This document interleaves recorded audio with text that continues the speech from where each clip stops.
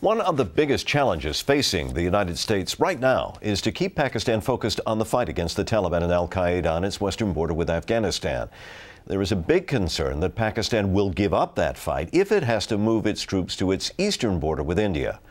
For more about all of this, we turn now to Daniel Markey, a senior fellow at the Council on Foreign Relations. Mr. Markey, thanks for being with us.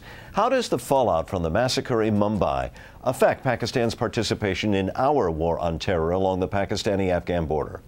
Well, right now, the Pakistani military is engaged very heavily in the northern part of the tribal areas bordering Afghanistan. And the concern is that that ongoing military operation might have to be pulled away because the Pakistani military won't be able to focus on two things at once. So if the Indians bring troops to their border with Pakistan, obviously the Pakistani military will have to focus on that and will very quickly bring to an end these attacks that they've been having ongoing that by many accounts have been successful against al-Qaeda and other militants on the Afghan side of the border. And this is actually something we witnessed before, going back in 2001, 2002.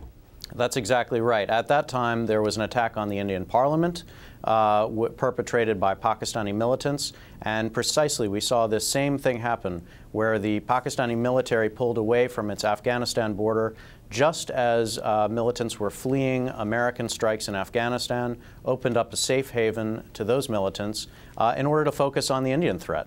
Is there any real connection between the Islamic militants who are upset about India's role in Kashmir, those who are suspected in last week's attack, and the Islamic militants on the other side of Pakistan bordering Afghanistan?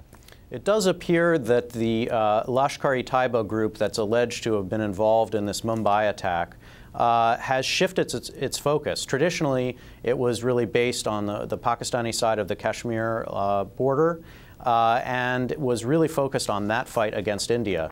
So over the past several years, that border has been gradually shut down to the kind of infiltration that we had seen in the past. And groups like Lashkar eToiba have shifted their focus. In many cases, they're more focused on the Afghanistan fight. And in the case of Lashkar eToiba, they have adopted a rhetoric that's more global in nature. And so I think that influences the kind of attack that we saw here in Mumbai.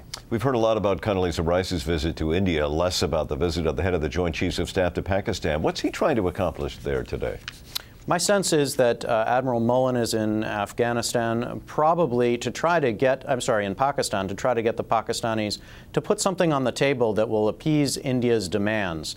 That something might be a joint investigation that would demonstrate that the Pakistanis are serious about really trying to find out who was really responsible for these attacks in Mumbai and aren't just playing games, aren't just trying to put a buffer and protect those in their own country who might have been responsible. Daniel Markey from the Council on Foreign Relations. Thank you.